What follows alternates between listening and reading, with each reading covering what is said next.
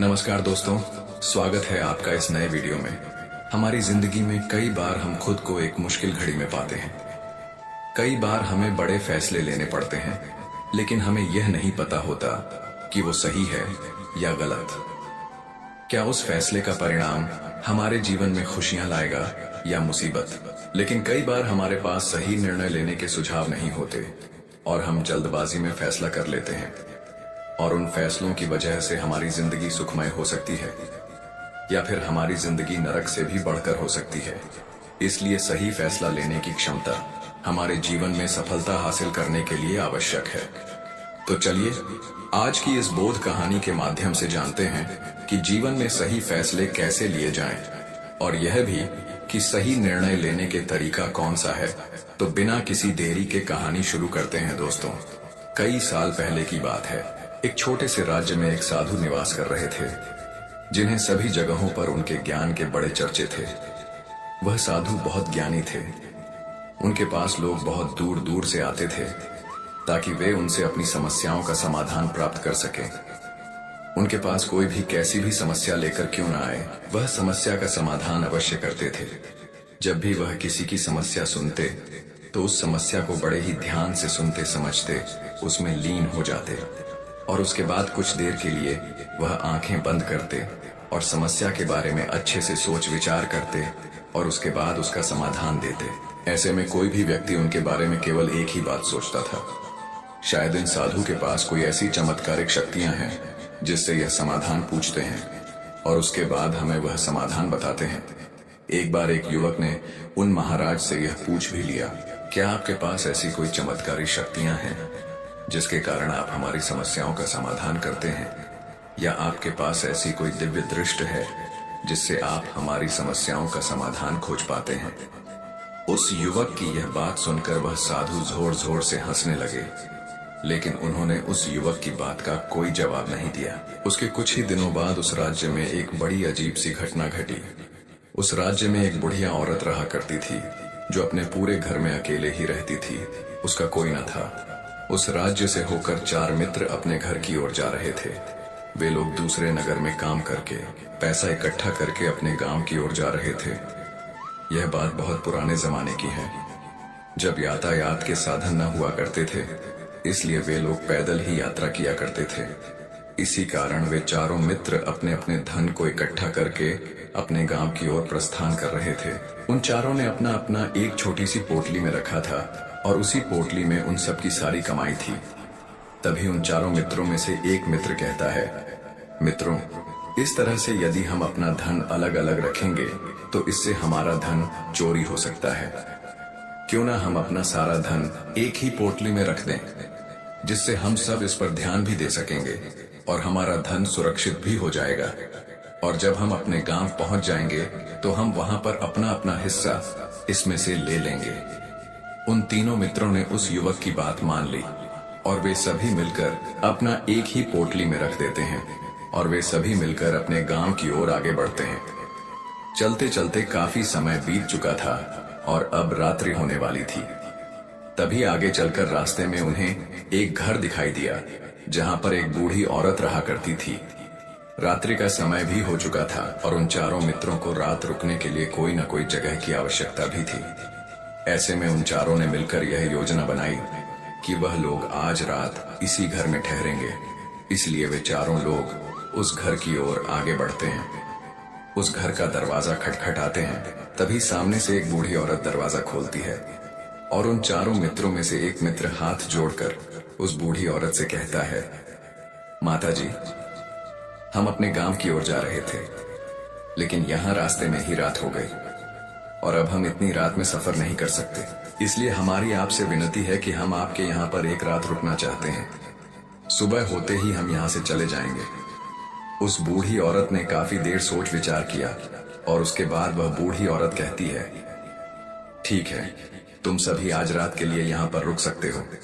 मुझे कोई दिक्कत नहीं। मैं खाना बनाने जा रही हूँ, कहो तो तुम लोगों के लिए भी बना दूं। उन चारों ने सहमति जताते हुए कहा, हाँ बिल्कुल। उसके बाद उन चारों मित्रों ने धन की पोटली उस बूढ़ी औरत को थमा दी और कहा, माता जी, इस पोटली में हमारे साल भर की कमाई है। हम चारों ने अब तक का अपना सारा कमाया हुआ धन इसी पोटली में रखा है और अब हम इसे आपको सौंपते हैं क्योंकि यह हम चारों से ज्यादा आपके पास सुरक्षित होगा। हम बस इतना चाहते हैं कि यदि हम चारों में से कोई एक व्यक्ति से लेने आए तो आप इस पोटली को उसे मत देना जब तक कि हम चारों एक साथ इस पोटली को लेने ना आए।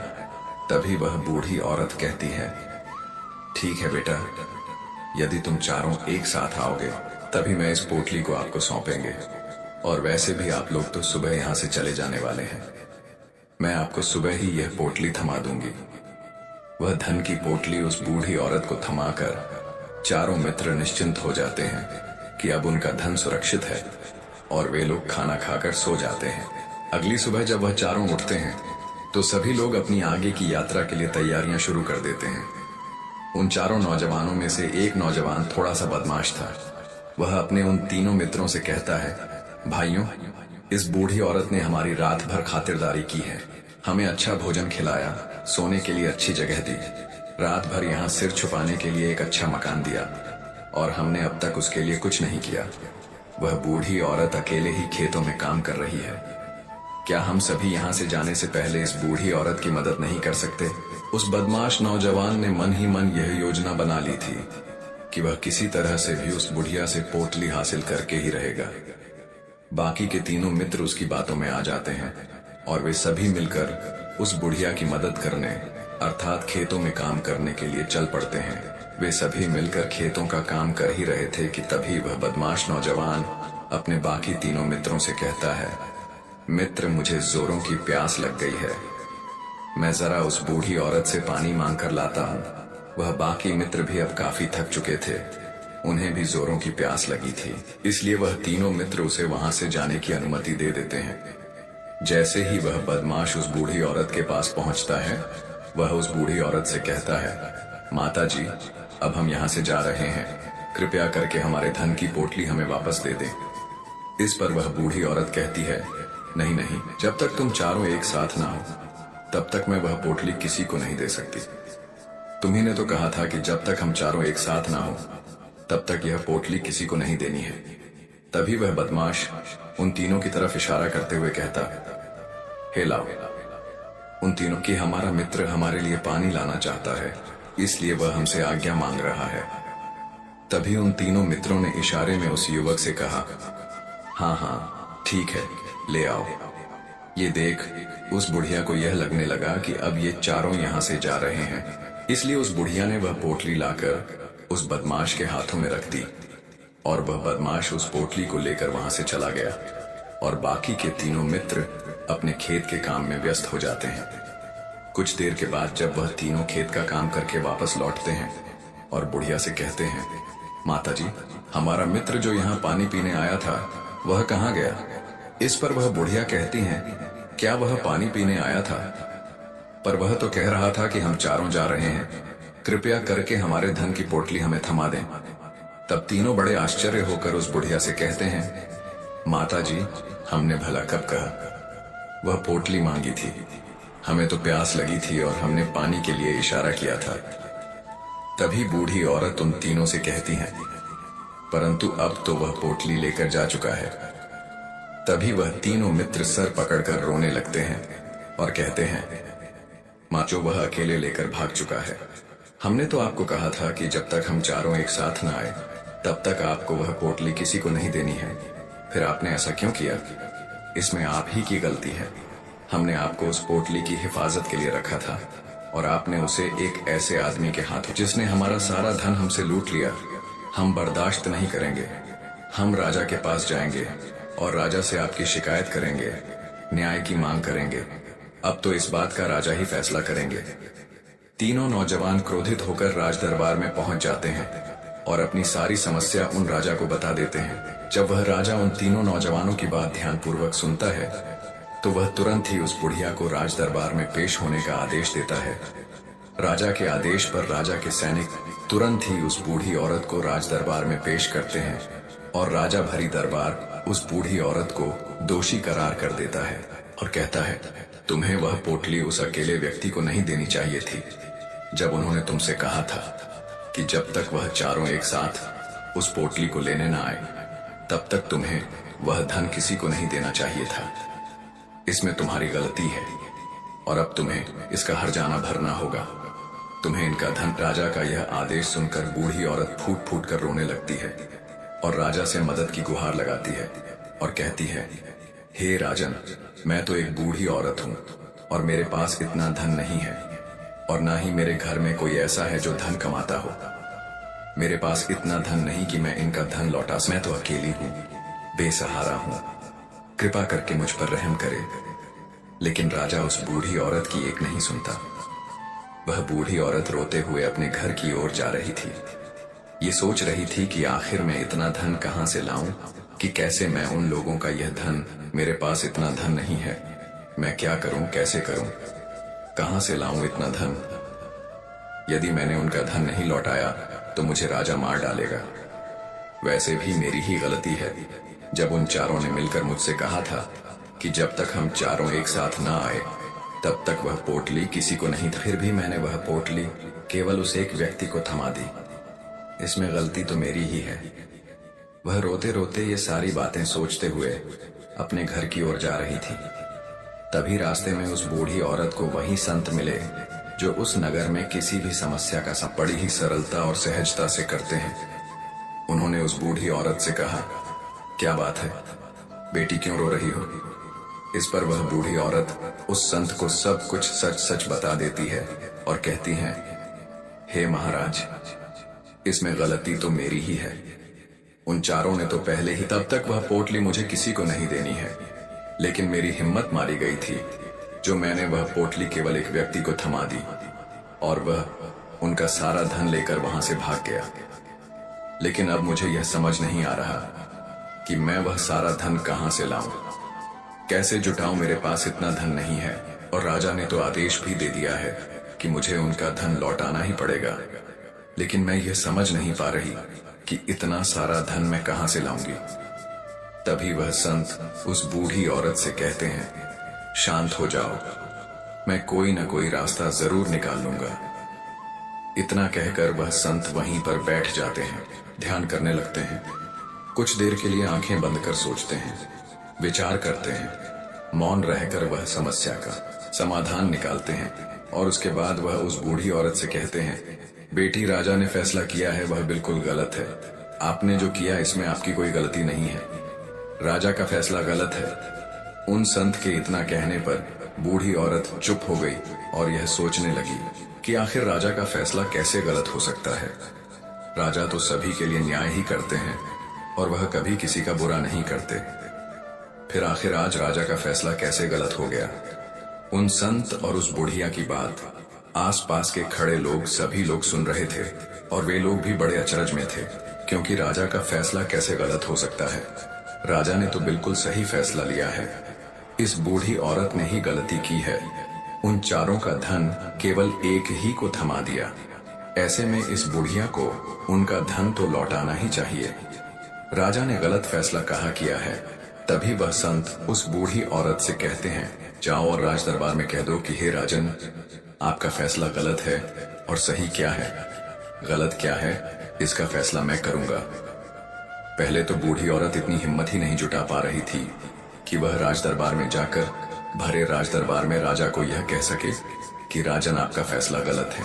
लेकिन जैसे तैसे उसने हिम्मत जुटाई और वह वापस राज दरबार लौटी। उसने डरते हुए भरे राज दरबार राजा से बड़ी थर्राती आवाज में कहा, हे राजन, आपने जो फैसला किया है वह फैसला गलत है। इतना कहकर उसने राजा को सारी बात सच सच बता दी। उस बूढ़ी औरत की बात सुनकर राजा बहुत क्रोधित हुआ। राजा ने उस बूढ़ी औरत से कहा, कौन है वह संत जिसने मेरे फैसले को गलत बताया है? क्या उन्हें नहीं लगता कि मैंने सही निर्णय लिया है? मैं हर रोज कई निर्णय लेता हूँ, कई फैसले करता हूँ, लेकिन आज तक कभी किसी ने मुझसे यह नहीं कहा कि मेरा फैसला गलत है। यदि उन संत ने मुझे सही फैसला न सुनाया, उन्हें फांसी की सजा दे दूंगा। यह बात पूरे नगर में फैल गई। सभी लोग यह जानने के लिए हैरान थे कि आखिर वह साधु ऐसा कौन सा फैसला सुनाने वाले हैं जो राजा से भी उचित होगा, जिसमें सबके लिए न्याय होगा। राजा ने अपने सैनिकों को तुरंत ही आदेश दिया कि जाओ और संत को राज दरबार में लाओ। राजा की आज्ञा के अनुसार वे सैनिक तुरंत ही उन संत को लेने के लिए निकल पड़े। वे लोग कुछ ही देर बाद उन संत को लेकर राज दरबार पहुंचे। राज दरबार में सभी लोग उपस्थित थे और सभी लोग उन संत के फैसले का इंतजार कर रहे थे। उन संत को देखकर राजा कहता है, महाराज, आपको ऐसा क्यों लगता है कि हमने जो फैसला किया है वह गलत है? इस बुढ़िया ने यह वादा किया था कि वह चारों लोगों को एक साथ ही वह पोटली जमाएगी, फिर आखिर उसने अपना वादा क्यों तोड़ा? इसने यह गलती क्यों की कि इसने केवल एक ही को पोटली थमा दी और वह उनका सारा धन लेकर यहां से भाग गया? तो क्या इसमें इसकी गलती नहीं है? क्या इससे इनका धन नहीं लौटाना चाहिए? इस पर वह साधु बड़ी विनम्रता से राजा से कहते हैं, हे राजन, ये आपका फैसला था, लेकिन मैं आपसे कुछ कहना चाहता हूं। इस पर राजा कहता है, ठीक है, कहिए आप क्या कहना चाहते? इस पर वह साधु बड़ी विनम्रता से राजा से कहता है, हे राजन, जैसा कि वादा किया गया था कि पोटली एक साथ उन चारों को ही दी जाएगी, तो अब भी तो यह केवल 3 है, चौथा कहाँ है?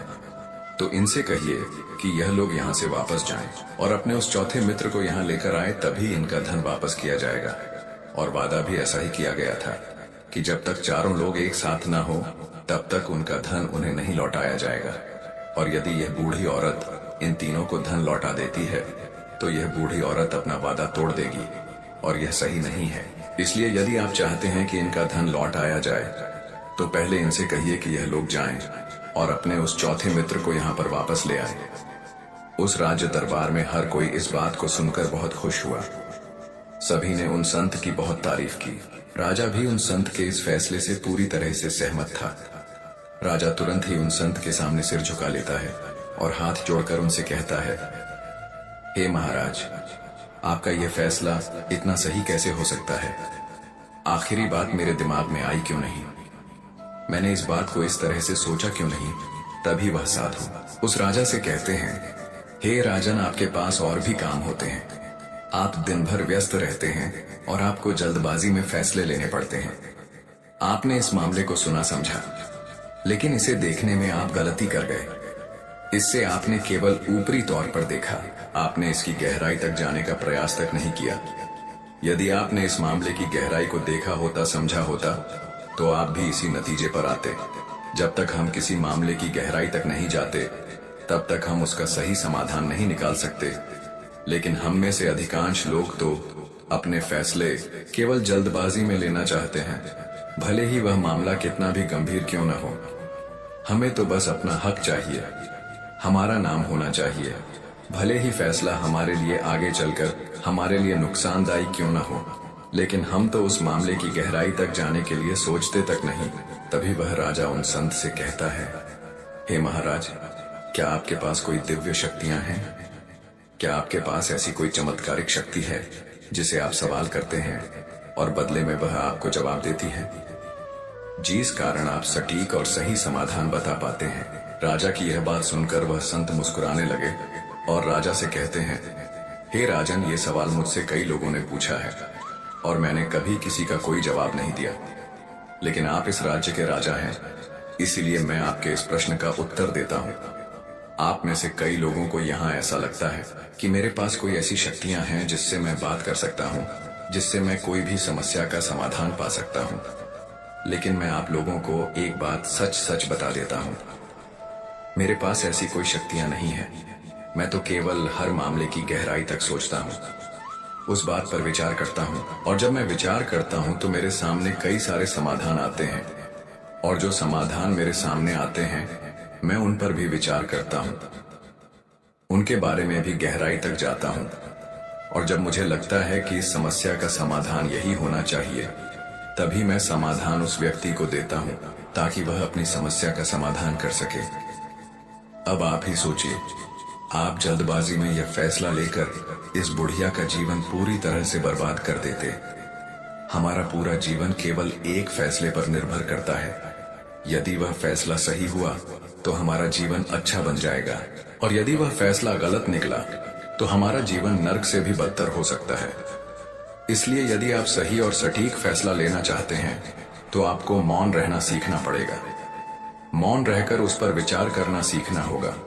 क्योंकि हमारे फैसले ही हमारा भविष्य तय करते हैं, हमारी जिंदगी का अगला पड़ाव तय करते हैं। फिर चाहे वह फैसले छोटे हों या बड़े, वे ही हमारी जिंदगी को निर्धारित करते हैं। इसीलिए सबसे पहले हमें सही फैसले लेने के लिए मौन रहना सीखना आवश्यक है, उन पर विचार करना आवश्यक है। और जब आप ऐसा करते हैं तो आपके सामने एक ही समस्या के कई सारे समाधान निकल कर आते हैं। और जब आप उन पर गौर करेंगे तो आपको यह समझ में आएगा कि उन फैसलों का समाधान कैसा होना चाहिए, कि समाधान से आपको क्या फायदा होगा और क्या नुकसान होगा, या उस समाधान पर सोच और विचार करने पर ही आप उसे समझ सकते हैं। और तभी आप यह निर्णय भी ले सकते हैं कि क्या यह समाधान उचित रहेगा या नहीं। और यह सब संभव हो सकता है यदि हम कम बोलना शुरू करें, अब पूरी तरह से मौन हो जाए। इसका अर्थ यह है कि आप भीतर से शांत हो जाएं। और जब आप भीतर से शांत होने लगते हैं तो आपका मन स्पष्ट होने लगता है, साफ होने लगता है, और आप किसी भी चीज पर सोच विचार कर सकते हैं। और जब आप भीतर से शांत होने लगते हैं तो आप ऊपर से भी कम बोलते हैं। और जब आप धीरे धीरे कम बोलने के आदी हो जाते हैं तो आप साफ और स्पष्ट तौर पर सोच और समझ पाते हैं। आपके विचारों में शुद्धता आ जाती है, जिससे आपको यह साफ और स्पष्ट देखने को मिल जाता है ये कौन सा फैसला सही होगा और कौन सा फैसला गलत होगा। आपको उस परिस्थिति में क्या करना चाहिए और क्या नहीं करना चाहिए। लेकिन हम में से अधिकांश लोग अपने आप को सही साबित करने के लिए, अपने आप को ऊंचा साबित करने के लिए अत्यधिक बोलते हैं। और इतना बोलते हैं कि हर कोई उनकी बातों को गंभीरता से नहीं लेता। उन्हें ऐसा लगता है कि मानो ज्यादा बोलना ही हमारे लिए हमारा शस्त्र है। लेकिन वह यह भूल जाते हैं कि वह अत्यधिक बोलकर मूर्ख बन रहे हैं। लोग हमारा मजाक बनाते हैं, हमें मूर्ख समझते हैं, हमसे दूर रहने लगते हैं, क्योंकि उन्हें हमारी बकबक अच्छी नहीं लगती। लेकिन जब आप भीतर से शांत होने का प्रयास करते हैं और धीरे धीरे भीतर से शांत होने लगते हैं तो आप खुद ब खुद ऊपरी तौर पर कम बोलना शुरू कर देते हैं। इससे आपके मन में, आपके मस्तिष्क में एक साफ और स्पष्ट विचार उत्पन्न होते हैं और आप अपने आप को साफ स्पष्ट तौर पर समझ पाते हैं, देख पाते हैं आपको कब क्या, क्यों और कितना बोलना चाहिए, और आपको कब, कैसे, क्यों, किस तरह से कौन सा फैसला लेना सही है या नहीं, यह भी आप अच्छी तरह से समझ और जान पाते हैं। जब आप कम बोलना शुरू करते हैं तब आप अपने आप को बहुत अच्छी तरह से समझना शुरू कर देते हैं, अपने आप पर अच्छी तरह से विचार करना शुरू कर देते हैं। तब आपको यह बात भी बहुत अच्छी तरह से समझ में आने लगती है कि जो हम बेकार की बकबक करते हैं उस पर हमारे शरीर की बेवजह ही कितनी सारी ऊर्जा यूं ही व्यर्थ हो जाती है, नष्ट हो जाती है, जिसे हम चाहे तो किसी जरूरी काम में लगा सकते हैं, फैसले लेने में लगा सकते हैं, जिससे हम तनाव मुक्त रह सकते हैं और हमें अच्छी नींद भी आ सकती है। और यदि आप इसी प्रकार सोच विचार कर फैसले लेना शुरू करते हैं तो आपका मस्तिष्क भी अच्छी तरह से काम करने लगता है और आपका मस्तिष्क पहले से भी ज्यादा शक्तिशाली हो जाता है। और इसका एक बहुत अच्छा उदाहरण भी आपको मैं बताना चाहूंगा। जब आप स्कूल में पढ़ते थे या फिर आज भी आप पढ़ रहे हो तो आपने देखा होगा कि जो बच्चे होनहार होते हैं, होशियार होते हैं, वे लोग बहुत कम बातें करते हैं और अपना समय सही चीजों में लगाते हैं। वह अधिकांशतः अपना समय मौन होकर ही बिताते हैं। इसी वजह से वह पढ़ाई करने में बहुत तेज होते हैं। वह जो कुछ भी पढ़ना चाहते हैं वह उसे याद कर ले जाते हैं। लेकिन वहीं पर दूसरी तरफ जो लोग बहुत अधिक बोलते हैं, यदि आप उन्हें पूरे 24 घंटे भी दे दें तो भी वह उस तरह से उन चीजों को याद नहीं रख सकते जिस तरह से वह मौन रखने वाले बच्चे उन बातों को याद कर लेते हैं। और महान चाणक्य ने भी यही कहा है कि जो व्यक्ति यह समझ जाता है कि उसे कब, कहां और कितना बोलना चाहिए, उस व्यक्ति को सफल होने से कोई नहीं रोक सकता। और आप इतिहास उठाकर देख सकते हैं, आज तक जो भी लोग महान हैं, जो लोग भी सक्सेसफुल बने हैं, उन लोगों की आदत बहुत कम बोलने की है। उनका पूरा ध्यान केवल अपने लक्ष्य पर होता है और अपना पूरा समय वह अपने लक्ष्य को पाने में ही लगा देते हैं। इसीलिए आपको भी यह आदत अपने जीवन में उतारनी चाहिए। श्री कृष्ण कहते हैं, खुश रहना है तो जिंदगी के फैसले अपनी परिस्थितियों को देखकर ले। दुनिया को देखकर जो फैसले लेते हैं वह दुखी ही रहते हैं। कोई कुछ भी कहे, बस अपने आप को शांत रखो, क्योंकि सूरज की किरणें कितनी भी तेज क्यों न हो, समुद्र को सूखा नहीं सकते। एक पंछी ने शिकायत की कि हे मेरे ईश्वर, बड़ी मुश्किल से मैंने घोंसला बनाया था, आपने तूफान भेज दिया और मेरा घर उजड़ गया। ऊपर से आवाज आई, तेरे घोंसले में सांप आया था तुझे खाने के लिए, इसलिए तूफान भेजा था ताकि तुम जाग जाओ और उड़ सको और तुम्हारी जान सुरक्षित रहे। हमारी जिंदगी में कितनी मुसीबतें आती हैं, हमें पता भी नहीं होता कि हमारा परमात्मा हमें किस तरह परेशानी से बचाता है। अगर तुम्हें लगता है कि परमात्मा तुम्हें कष्ट के पास ले आए हैं तो भरोसा रखिए, वह तुम्हें कष्ट के पार भी ले जाएंगे। मन की पीड़ा का कोई अंत नहीं, इसीलिए दूसरों को कोसने से कोई लाभ नहीं है। इसका सबसे सरल उपाय है कि अपने मन को ईश्वर को समर्पित कर दो। ईश्वर के साथ जुड़ते ही जीवन में खुशियों का, सुकून का, संयम का, सहन शक्ति का, प्रेम का, नई ऊर्जा का, जीवन के सही राह का, संतुष्टि का आरंभ जरूर हो जाता है। और हमारा मन पीड़ा से कैसे मुक्त होता है पता भी नहीं चलता।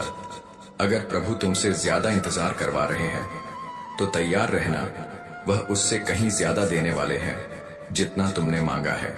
जिस तरह लोग मुर्दे इंसान को कंधा देना पुण्य समझते हैं, काश इस तरह जिंदा इंसान को सहारा देना पुण्य समझने लगते तो जिंदगी आसान हो जाती। मत सोच इतना कि जिंदगी के बारे में जिसने जिंदगी दी है उसने भी तो कुछ सोचा होगा ना। आपका बीता हुआ कल भले ही कष्टों से भरा हुआ हो, पर आने वाला कल आपके हाथों में है। मन अंधा होता है, इसके पास अपना कोई ज्ञान नहीं होता। मन कुछ नहीं जानता और ना ही सही मार्गदर्शन करता है। इसीलिए आप अंधे मन की बातें मानकर जरूरी कामों को टालना बंद कीजिए। आप हमेशा अपनी बुद्धि से काम लीजिए, मन से नहीं, क्योंकि अंधा मन हमेशा आपको जरूरी कामों को करने से रोक देता है। जब आप बुद्धि के जरिए जरूरी कामों को करना शुरू कर देंगे तो धीरे धीरे आपका मन आपका मित्र बनता चला जाएगा। लेकिन अभी आपका मन आपका दुश्मन बना हुआ है, जो आपको दिन पर दिन बर्बाद कर रहा है। मुंह पर सच बोल देने और गुस्सा कर लेने वाले लोग उन लोगों से करोड़ों गुना बेहतर है जो आपके सामने कुछ और है, पीठ पीछे कुछ और है। किसी का दर्द समझने के लिए इंसान के अंदर का इंसान होना जरूरी है। कौवा कोयल की आवाज को दबा सकता है मगर खुद की आवाज मधुर नहीं बना सकता। उसी तरह निंदा करने वाला व्यक्ति सज्जन को बदनाम कर सकता है मगर खुद सज्जन नहीं बन सकता। अगर अकेलापन है तो उसे एक वरदान समझो, क्योंकि परमात्मा ने तुम्हें खुद में सुधार लाने का थोड़ा अधिक समय दे दिया है। अकेले रहने का आनंद लेना सीखें, क्योंकि कोई भी हमेशा के लिए आपके साथ नहीं रहेगा। वक्त की एक आदत बहुत अच्छी है, जैसा भी हो गुजर जाता है। कामयाब इंसान खुश रहे ना रहे, खुश रहने वाला इंसान कामयाब जरूर हो जाता है।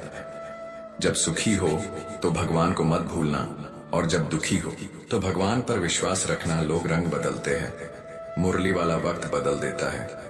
मनुष्य का जीवन केवल उसके कर्म पर चलता है। जैसे कर्म होते हैं वैसे ही उसका जीवन होता है। जो किया है वह अवश्य सामने आएगा, क्योंकि कर्म किसी के सगे नहीं होते। जिंदगी बहुत हसीन है, कभी हंसाती है तो कभी रुलाती है, लेकिन जो जिंदगी की भीड़ में खुश रहता है जिंदगी उसी के आगे सिर झुकाती है। खोकर पाने का मजा ही कुछ और है, रोकर हंसने का मजा ही कुछ और है। हारना तो जिंदगी का हिस्सा होता है, लेकिन हारने के बाद जीतने का मजा ही कुछ और है। अच्छा बनने के लिए किसी की नकल करने की जरूरत नहीं, खुद इतना अच्छा बनो कि लोग आपकी नकल करने लगे। जिंदगी एक बार मिलती है, गलत है, बल्कि मौत सिर्फ एक बार मिलती है। जिंदगी तो हर रोज मिलती है। जिस दिन आप आपकी हंसी के मालिक खुद बन जाओगे, आपको कोई भी नहीं रुला सकता। अगर कोई आपसे कुछ मांगे तो दे दिया करो, क्योंकि भगवान ने आपको देने वालों में रखा है, मांगने वालों में नहीं। याद रखना, अच्छे वक्त को देखने के लिए बुरे वक्त को भी झेलना पड़ता है। सेवा सबकी करो, लेकिन आशा किसी से मत रखो, क्योंकि सेवा का असली मूल्य हमेशा अपनी नजर उस चीज पर रखो जिसे तुम पाना चाहते हो, उस पर नहीं जिसे तुम खो चुके हो। अन्न और जल से बढ़कर कोई दान नहीं, और माता पिता से बढ़कर कोई देवता नहीं। जिंदगी का सबसे बड़ा गुरु मंत्र यही है, आप अपने राज्य किसी को ना बताएं। जरूरत से लोग आपको गिरा हुआ समझने लगते हैं। कभी पीठ पीछे आपकी बात हो रही हो तो घबराना मत, क्योंकि बात उन्हीं की होती है जिनमें कोई बात होती है। याद रखना, सफलता कभी मांगने से नहीं मिलती, मांगने से केवल भीख मिलती है। सफलता पाने के लिए तुम्हें खुद मेहनत करनी पड़ेगी। छोटी छोटी गलतियों से बचने का प्रयास करो, क्योंकि इंसान ठोकरे पहाड़ों से नहीं बल्कि छोटे छोटे पत्थरों से खाता है। अपनी गलती माने बिना आप कभी भी बेहतर इंसान नहीं बन पाओगे। देना शुरू कर दो, आना खुद ही शुरू हो जाएगा। इज्जत भी और दौलत भी याद रखना, अपमान का बदला सामने वाले से अधिक सफल होकर लिया जा सकता है। बुरा करने का ख्याल आए तो कल पटाल दो, अच्छा करने का ख्याल आए तो उसे आज ही कर डालो। साथ रहकर जो छल करे उससे बड़ा कोई शत्रु नहीं हो सकता, और जो हमारे मुंह होता परोसों के हमारी बुराई बता दे उससे बड़ा कोई मित्र नहीं हो सकता। साफ साफ बोलने वाला कड़वा जरूर होता है, मगर विश्वासघाती नहीं। त्याग दो अपने बुरे कल को, क्योंकि उसका प्रभाव आने वाले कल को दूषित कर देगा। जिंदगी जीने के दो तरीके हैं, एक तो जो पसंद है उसे हासिल करो, और दूसरा जो हासिल है उसे चीजों की कीमत मिलने से पहले होती है, और इंसान की कीमत खो देने के बाद मुफ्त में तो सिर्फ माँ बाप का प्यार मिलता है। बाकी इस दुनिया में हर रिश्ते के लिए कुछ न कुछ चुकाना जरूर पड़ता है। बेइज्जती का जवाब इतनी इज्जत से दीजिए कि सामने वाला भी शर्मिंदा हो जाए। आप जब तक अपनी कठिनाइयों और समस्याओं का जिम्मेदार दूसरों को मानते रहोगे, तब तक कभी भी आप अपनी समस्या और कठिनाइयों को नहीं मिटा सकते। जितना ज्यादा हो सके सुनो, और जितना हो सके उतना कम बोलो। इसलिए शायद भगवान ने हमें दो कान और एक ही मुंह दिया है। माफ बार बार कीजिए, लेकिन विश्वास सिर्फ एक बार कीजिए। जिंदगी में कभी भी किसी को इतना महत्व मत दो कि वह तुम्हारे चेहरे से मुस्कान ही छीन ले। अपनी कामयाबी तो सिर्फ वही हासिल करता है जो वक्त और हालातों पर रोया नहीं करते। कुछ भी स्थायी नहीं है। अपने आप को बहुत अधिक तनाव, क्योंकि स्थिति चाहे कितनी भी खराब हो यह बदल जाएगी। वक्त के साथ साथ बहुत कुछ बदल जाता है, लोग भी, रास्ते भी, एहसास भी, और कभी हम खुद भी। जो तूने आज किया है वही तुम्हारे साथ भी होगा। यही नियति का नियम है। बनना है जरूरत तो कोई भी पूरा कर सकता है, लेकिन कमी किसी की कोई भी पूरा नहीं कर सकता। किसी को कुछ दे ना सको तो बस दुआ किया करो, क्योंकि दुआ वह तोहफा है जिसके लिए अमीर भी हाथ फैलाता है। जहां लगे कि हमारी वजह से दूसरों को तकलीफ हो रही है, वहां से हट जाना ही बेहतर है। छल कपट उतना ही करना जितना आप भुगत सको, क्योंकि कुदरत किसी को नहीं छोड़ती। सबका हिसाब जमीन पर ही होता है। अगर आपका कोई दुश्मन नहीं है तो इसका मतलब आप उन जगहों पर भी खामोश थे जहां सत्य बोलना बहुत जरूरी था। प्रेम निशुल्क होते हुए भी इस धरती का सबसे महंगा सुख है। जिंदगी में अब तक इतना तो पता चल गया है कि कुछ गहरे रिश्ते होते हैं कमजोर लोगों से, जो खिलौनों की तरह विश्वास तोड़ देते हैं। बारिश और धूप दोनों के मिलने से ही इंद्रधनुष बनते हैं। इसलिए खूबसूरत जिंदगी के लिए सुख और दुख दोनों ही जरूरी है। चिंता और तनाव में इंसान तभी होता है जब वह खुद के लिए कम और दूसरों के लिए ज्यादा जीता है। उस लम्हे को बुरा मत कहो जो आपको ठोकर पहुंचाता हो, बल्कि उस लम्हे की कदर करो, क्योंकि वह आपको जीने का अंदाज सिखाता है। आपकी सफलता में वह शामिल होते हैं जिन्हें आप चाहते हैं। आपके संघर्ष में वह शामिल होते हैं जो आपको चाहते हैं। निखरता वही है जो पहले सबसे ज्यादा बिखर चुका होता है। यही जीवन का सत्य है। कुछ गलत फैसले जिंदगी का सही मतलब सिखा देते हैं। रिश्ते बनाए रखने की सिर्फ एक ही शर्त है, किसी की कमियां नहीं। अच्छाई देखिए, जरूरत के बगैर लोगों का ख्याल रखना एक अच्छे व्यक्तित्व की पहचान होती है। हमेशा उम्मीद ईश्वर पर रखो, क्योंकि इस पूरी दुनिया में जितनी जल्दी ईश्वर राजी होता है, इतनी जल्दी कोई राजी नहीं होता। जिस व्यक्ति का मन शांत होता है, जो व्यक्ति बोलते और अपना काम करते समय शांत रहता है, वह वही व्यक्ति होता है जिसने सत्य को पा लिया और जो दुख तकलीफ से मुक्त हो चुका है। माचिस की तीली दूसरों को जलाने से पहले स्वयं जलती है।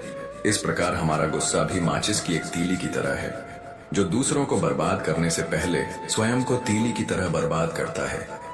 समझदारी की बातें सिर्फ दो ही लोग करते हैं, एक वह जिसकी उम्र अधिक हो, दूसरा वह जिसने बहुत कम उम्र में बुरा वक्त देखा हो।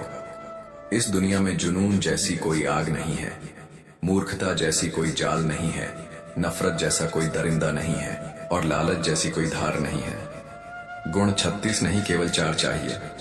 अच्छा व्यवहार, साफ नियत, नेक दिल और ईमानदारी। जिस दिन तुम जान जाओगे कि तुम्हारे अलावा इस दुनिया में कोई और नहीं, उस दिन से तुम्हारी असल जिंदगी शुरू हो जाएगी। अत्यधिक उम्मीदों को विराम दो, मन की शांति फिर से वापस लौट आएगी। कुछ लोग हमेशा हंसते रहते हैं कि या कि पोपा, क्योंकि उन्हें पता है कि उनका दर्द समझने वाला कोई नहीं है। किसी को दिल की बात बता भी देंगे तो वह मजाक ही बनाएगा। जो दूसरों का हक और खुशी छीन लेता है, उसके सुख की उम्र बहुत कम होती है। बहुत नम्रता चाहिए। रिश्ते निभाने के लिए छल कपट में तो सिर्फ महाभारत रची जाती है। हमेशा वह काम करें जो सही है, वह ना करें जो आसान है। गरीबी और गरीबी का सिखाया हुआ सबक इंसान को अंदर से बदलने पर मजबूर कर देता है। जिस तरीके से बात करते हो, उस तरीके से सुनना भी पसंद करो। ईश्वर को अपना सबसे करीबी दोस्त बनाना, क्योंकि परमात्मा ही एक ऐसा है जो तब तक साथ देते हैं जब सारी दुनिया हमारा साथ छोड़ देती है।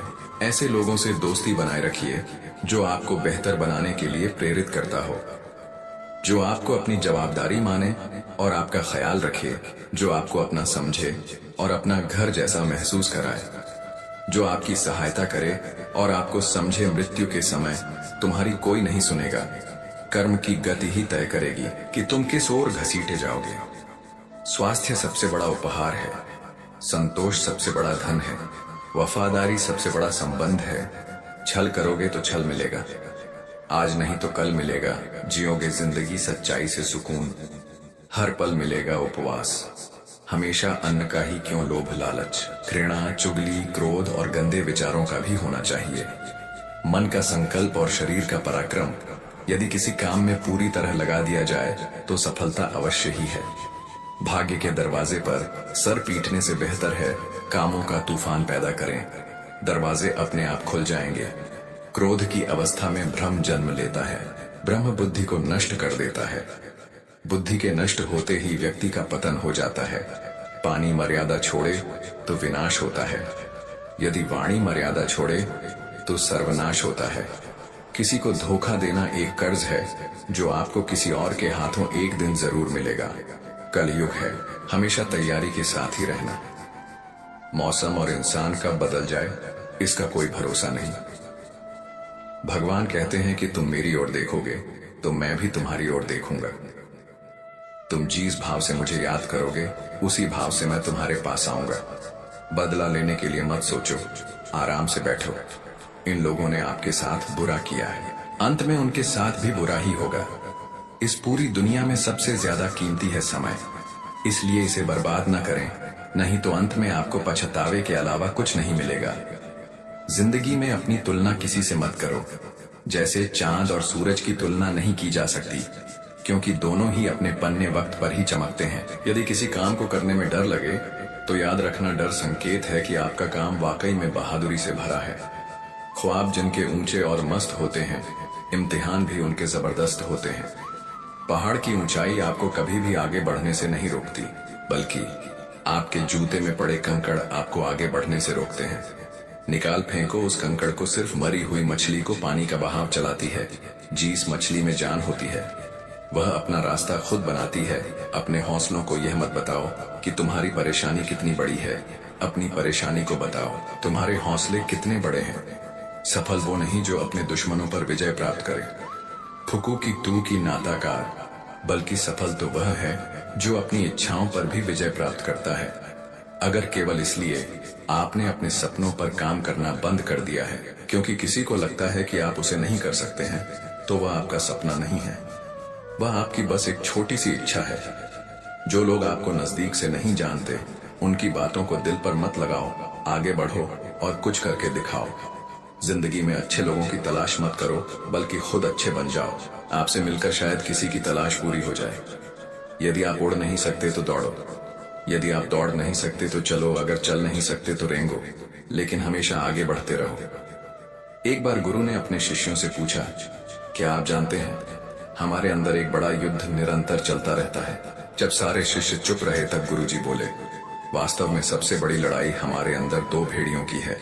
एक काला भेड़िया जो क्रोध, ईर्ष्या, अहंकार, दुख, लालच, चोरी, झूठ की भाषा बोलता है, दूसरा सफेद भेड़िया, जो आनंद, प्रेम, दया, विचार और सद्भावना की भाषा बोलता है। इसी लड़ाई के शोर में हम पहले से मौजूद मन की शांति भूलकर उसे कहीं और ढूंढने की कोशिश करते हैं। गुरु ने कहा है, हम में से कोई भी इस लड़ाई के शोर से नहीं बचा। यह लड़ाई मेरे अंदर भी चलती है और आपके अंदर भी। शिष्यों ने गुरु की बात ध्यान से सुनी और पूछा, गुरुजी, तो इस लड़ाई में जीत किसकी होगी? गुरुजी ने कहा, वही भेड़िया जीतेगा जिसे तुम खाना दोगे। खाना देने का मतलब है हमारे पास शक्ति है ध्यान देने की। हम जिस भेड़िए की बातों पर ध्यान देंगे वह बड़ा और ताकतवर होता जाएगा। इसलिए हमेशा क्रोध से पहले दया चुनना चाहिए, लालच से पहले उदारता, चिंता से पहले शांति और स्थिरता जुड़ी होनी चाहिए, और जलन से पहले सद्भावना को चुनना चाहिए। ऐसा करते करते हमारा मन अपने आप आनंदित रहने लगता है। जैसे शरीर को आराम दिया जाए तो वह खुद ठीक होने लगता है, वैसे ही जब मन को शोर से आराम मिलता है तब वह खुद निर्मल होता जाता है। जिस व्यक्ति में ज्ञान की कमी होती है और ईश्वर के प्रति श्रद्धा नहीं होती, वह जीवन में कभी आनंद और सफलता प्राप्त नहीं कर सकता। ईश्वर ने हमें जो भी दिया है वही हमारे लिए पर्याप्त है, और यही एक सच्चाई है। भगवान कृष्ण ने कहा है कि जब तक आप खुद से नहीं हार जाते तब तक दुनिया की कोई ताकत आपको हरा नहीं सकती। आप कमजोर नहीं है, बल्कि आपका वक्त ऐसा है। वक्त सबका बदलता है, इसलिए आप बस अपने कर्म करते रहे। जो चीजें आपके दायरे से बाहर है उसमें अपना समय बर्बाद करना मूर्खता है। जब प्यार और नफरत दोनों ना हो तो हर चीज स्पष्ट हो जाती है। जीवन ठहराव और गति के बीच का संतुलन है। जब मैं कहता हूं कि आप देवी देवता हैं तो मेरा मतलब है कि आप में अनंत संभावनाओं हैं। आपकी क्षमताएं अनंत हैं। अगर आपको लगता है कि सफलता आपके हाथ नहीं आ रही तो आपको अपनी कोशिशों में बदलाव लाने की जरूरत है। कोई भी किसी के सपने को पूरा करने के लिए नहीं है। हर कोई अपनी तकदीर और हकीकत बनाने में लगा है। दुख पर ध्यान देंगे तो हमेशा दुखी रहेंगे। सुख पर ध्यान दें और देखिए, जिस पर आप ध्यान देंगे वह चीज सक्रिय हो जाएगी। आपकी सोच आपके साथ होनी चाहिए और इसके बाद कुछ भी मुश्किल नहीं है। सफलता के लिए रातों को नींद नहीं आती। कमजोर दिल वाले लोग असफलता से डर कर कोशिश नहीं करते, जबकि मजबूत इरादे वाले हर मुश्किल को पार कर सफलता प्राप्त कर लेते हैं। दिल से अगर आप सच्चे और साफ रहेंगे तो लोग आपके खास रहेंगे। कौन कितना कीमती है यह वक्त ही बताता है। आपके खिलाफ की गई बातें चुपचाप सुने, क्योंकि वक्त बेहतर जवाब देगा। मैंने दो तरह के लोगों से धोखा खाया है, एक जो मेरे अपने थे और दूसरी वह जो मेरे बहुत करीबी थे। जीवन में सबसे मूल्यवान चीज आत्मसम्मान है। ऐसा दिन कभी न लाना कि आपको खुद पर गर्व हो जाए।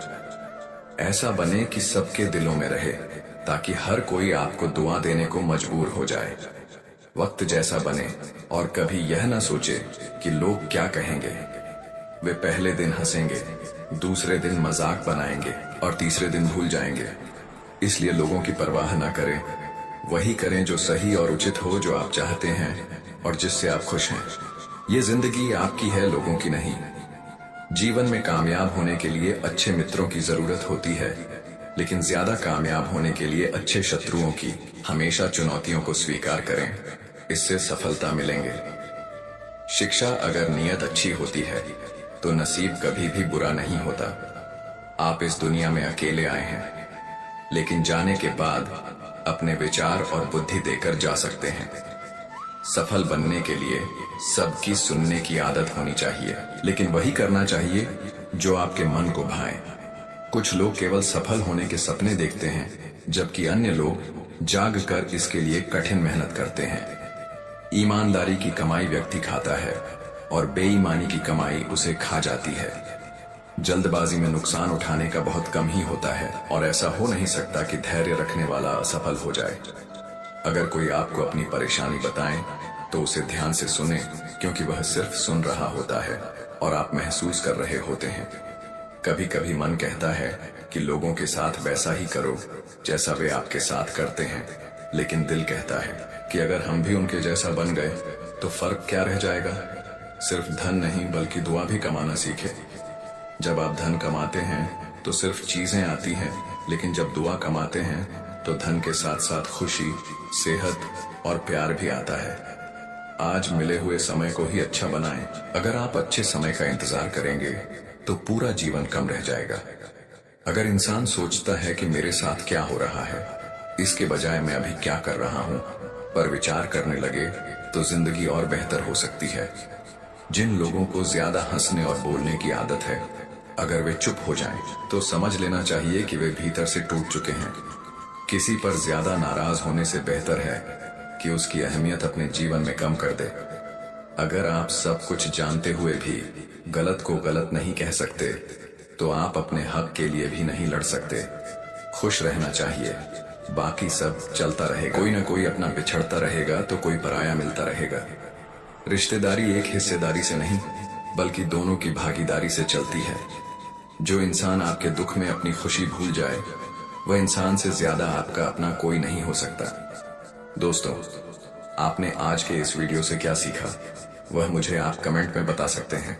इसी के साथ मैं उम्मीद है कि आपको आज की वीडियो पसंद आई होगी, तो इस वीडियो को उस इंसान को शेयर करें जिससे यह कहानी सुनने की जरूरत है, और उसी के ठीक बाद चैनल को सब्सक्राइब करें। तो चलिए फिर मिलते हैं ऐसी एक और नई वीडियो में एक नए मैसेज के साथ। तब तक के लिए अपना ख्याल रखें। धन्यवाद। जय श्री कृष्ण। राधे राधे।